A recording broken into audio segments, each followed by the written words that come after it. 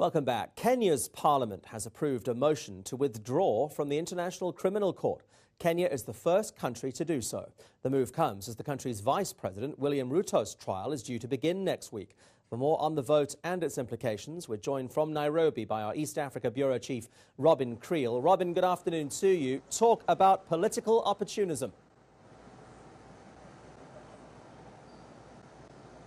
Well, indeed, a lot of people are wondering exactly why this motion went before Parliament and indeed was passed. It'll take about a month until the bill can then be presented to Parliament, and the President, Uhuru Kenyatta, who is one of the people due on trial in The Hague in November, he will then have to sign it, and then it will become part of Kenya's legal system. Now, the reason that people are wondering why this has been brought to Parliament is because they will still have to stand trial. Essentially, Vice President William Ruto will still have to travel to The Hague next weekend to stand trial at The Hague for crimes against humanity, including rape, forcible removal of people, and murder.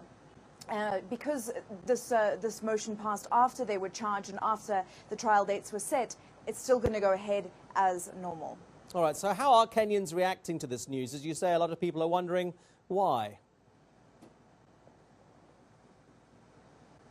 Well, a lot of people are asking why, but it really depends who you speak to. President Uhuru Kenyatta and Vice President William Ruto were voted in with a clear majority by their Jubilee supporters. That's the name of their party, and they occupy the majority of Parliament, which is why it was so easy to get the motion passed yesterday.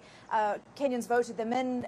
A lot of Kenyans had expressed displeasure before that the ICC would choose to charge two of their top leaders. Kenya made history by voting in two people who were indicted by the ICC at the time of their election, so it wasn't like they were sitting presidents. The public has already chosen that they be the leadership. But it depends who you speak to.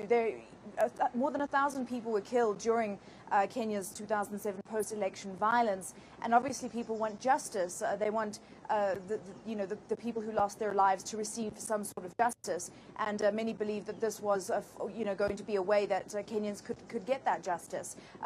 What's the next step? Will Kenya perhaps to decide to become uncooperative with the ICC? Not send their president and vice president there? We're not sure. So far, no indications that that's what they're planning to do. In fact, Ruto and Kenyatta have both said that they will cooperate fully with the ICC. Any indication, Robyn, that other countries in the region might follow suit?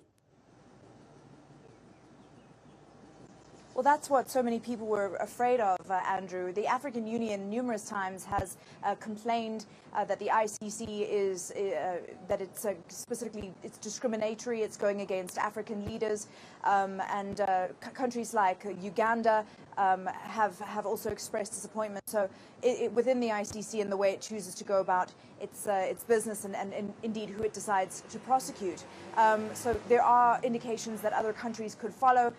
We haven't heard of any just yet, but there was, even in the social networking from on Twitter yesterday, people from other countries tweeting me saying Namibia should follow, other countries should follow, South Africa should follow, that it should become a mass pullout, as it were, of African states. The ICC, I believe 34 African countries are currently signatories of the Rome Statute, which oversees the ICC. Our East Africa Bureau Chief joining us live from Nairobi. Robyn, thank you. News that moves. eNCA.com.